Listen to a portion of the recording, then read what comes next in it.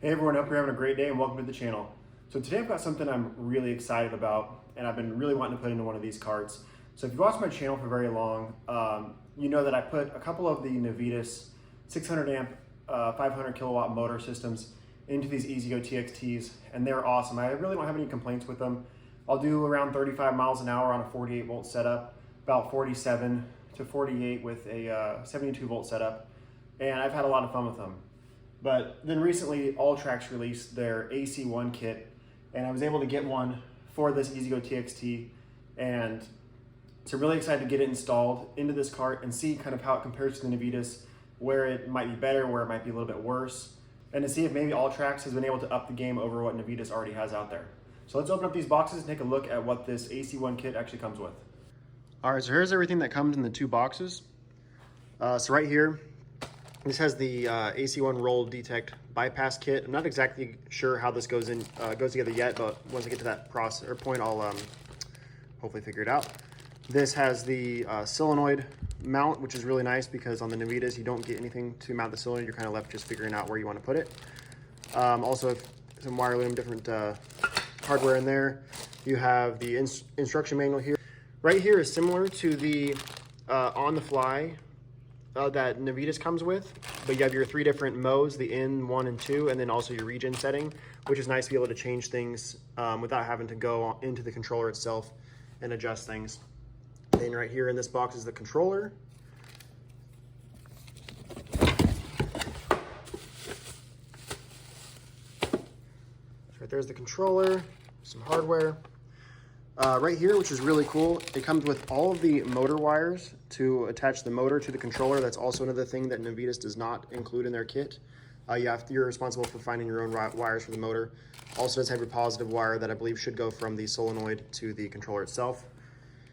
Right here is a wire for the motor, from the motor to the controller. And then we've got the motor here. And a couple things that this does not come with, depending on the cart that you have, you may or may not need it. Solenoid, this is specific on what type of solenoid it needs. I'm going to be running the MZJ 400A solenoid here. And then this is a wiring harness for a EasyGo TXT 48 volt cart, which will make everything, or should make everything plug and play.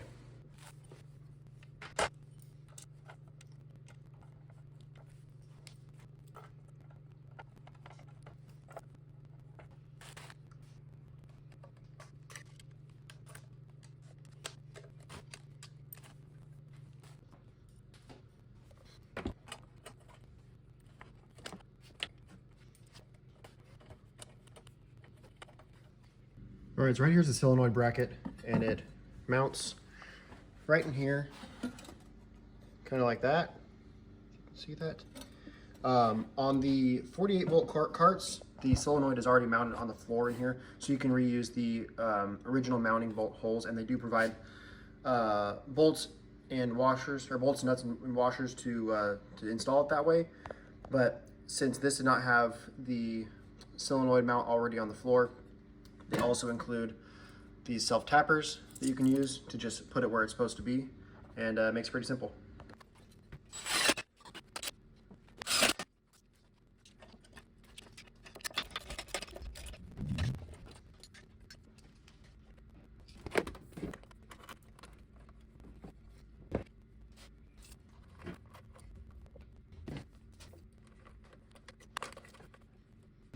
All right, so I have everything pretty much loosely wired up in here. On the hot side of the solenoid, I have the red wire going to this main terminal here, the yellow wire going to the smaller one, and the blue wire on the other side, smaller one here. Motor wires are plugged in. Main harness to the controller is up here. This is the ground that runs back to the motor. This right here is going to be the speed temp sensor that comes from the motor itself over to the controller, and I'll install that once I get the motor in here. So really the next step is pulling off the rear wheel shock and probably the wheel well liner there, and trying to slide that motor in. One other thing to note, depending on the wiring harness you get, I did have to switch out the ring terminal on the end of this for a slightly larger one, and also on this blue wire here, it had a larger terminal, or ring terminal, so I swapped that one out for a smaller one. So if you do that, make sure you have good quality terminals to add, just so you don't have any issues down the line.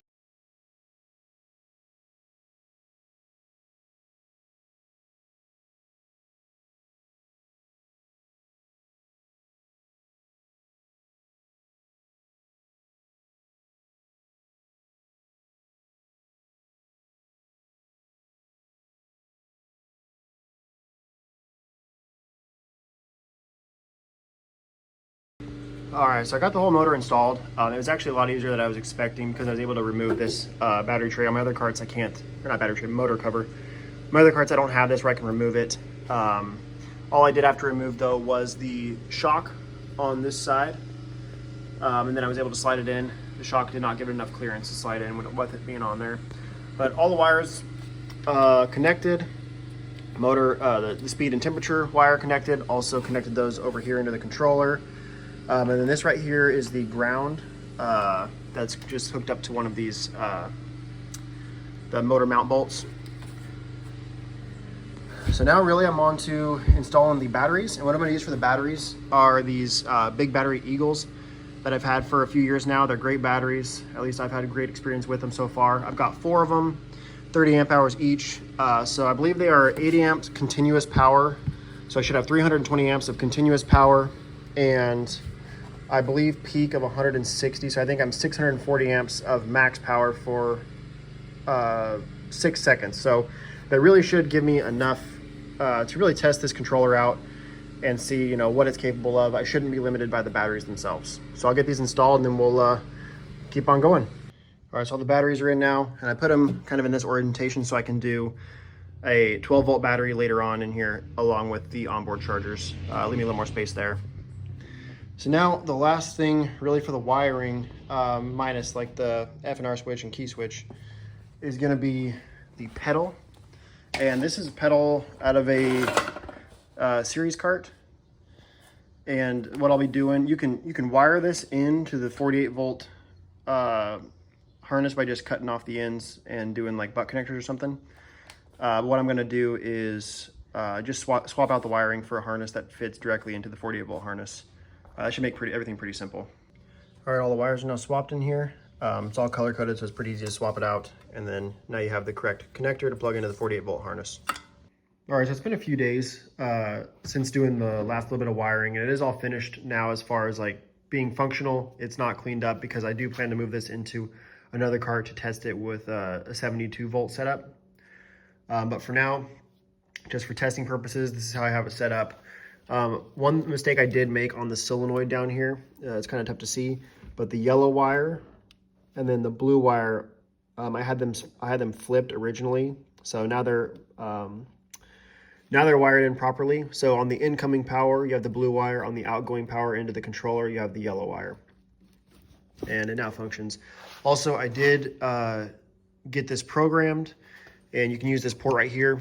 Plug in a computer. It has to be a Windows-based computer, and you can program the different driving modes on it, which is what you can use this little quick change controller here for. So I was able to program in 3 different modes. All right, so one really cool feature about this Alltrax setup is this kind of on-the-fly controller.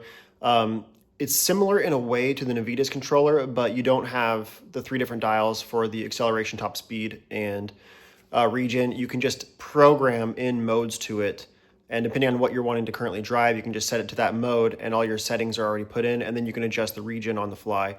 I actually really like this setup because what I was able to do is on the in program, I just have my standard LSV program in that, which is the max speed of 25 miles an hour. I believe max output of 100 amps is what I put on it. And so really for cruising through the neighborhood, things like that, I'm always going to have it on the in setting. And that'll really extend my range a ton. If I'm on the golf course, I can use that setting too. The only thing about it with being the max output of 100 amps, I've noticed is sometimes you do need a little more than 100 if you're going up a grade or something like that.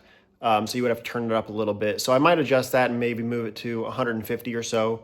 But I really like the settings like that. And then also the acceleration and punch on the in setting I have very low. So it's just a very gradual acceleration and pretty much no regen or automatic braking set on that. Now for the number 1 setting is going to be kind of my normal driving setting.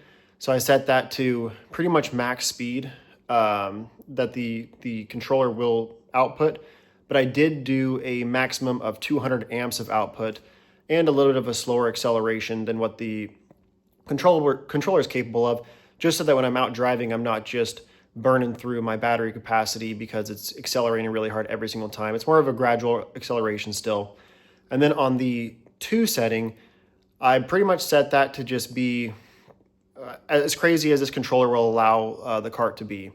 So I had 650 amps of max output on that, along with max acceleration. And the top speed should be pretty close on 2 and 1. It'll just be how quickly you get to that top speed. And so what we're going to do is we're going to go out and we're going to test those 3 different speeds, or the 3 different settings. We'll see kind of what we're hitting on each of those. Now for comparison, and I will have a video a little bit later comparing this head to head against the Navitas 600 amp 5 kilowatt setup. But we're going to go and just see, how these settings are working. Hopefully they're going to be pretty close to what I wanted them to be at. And then also what kind of top speed we can potentially get out of this.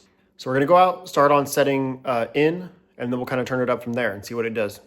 All right, so that was program in, and pretty much did exactly what I was hoping it would do. We maxed out just under, I believe, 25 miles an hour, which that's going to change, depending on tire size. I could be slightly off on my tire size that I put in there.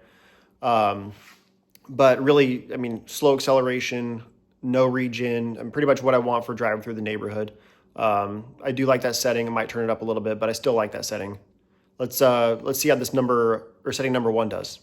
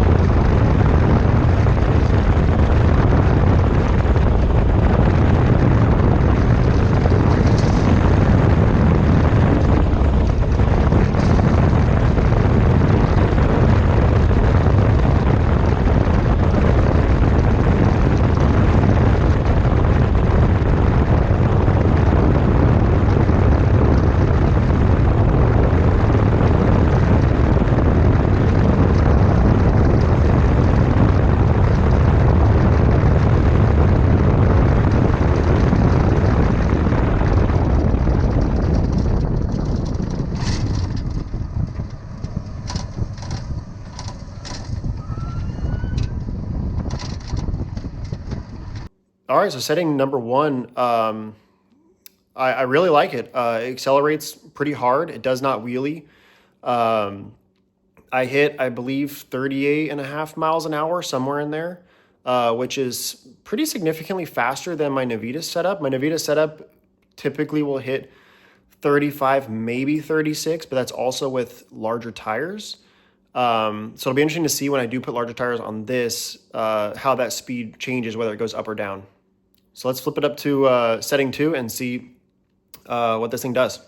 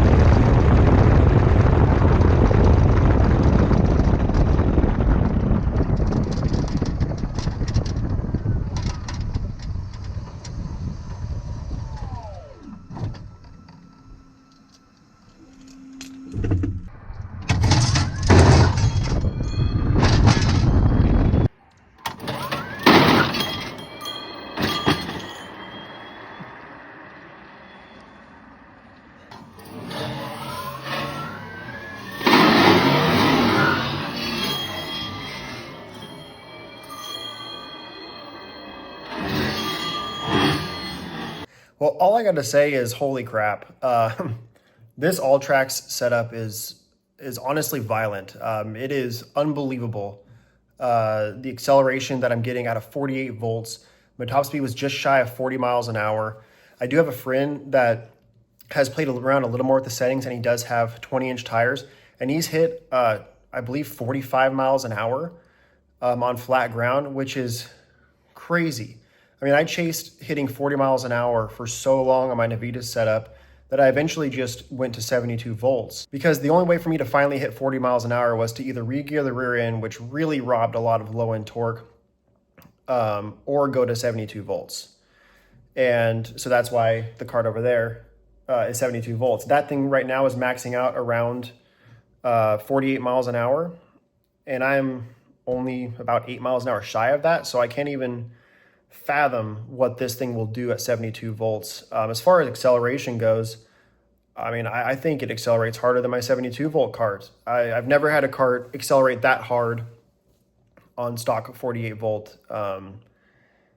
It's pretty unbelievable. These are the same batteries that I've used in my Navitas setup before. So it's not anything special. It's just the difference in how the controller is outputting power. I don't know exactly what they did, but it's very impressive. So one last thing that I actually almost forgot to mention is the Bluetooth app for this controller. At the time of this video, they have just released the app, but currently it's only for Android and not iOS. So I only have an iPhone, so I haven't been able to use the app yet and see what the different features are and how you can kind of go through the different interfaces. But hopefully that is released here fairly soon, so we can program this without having to hook it up to a computer.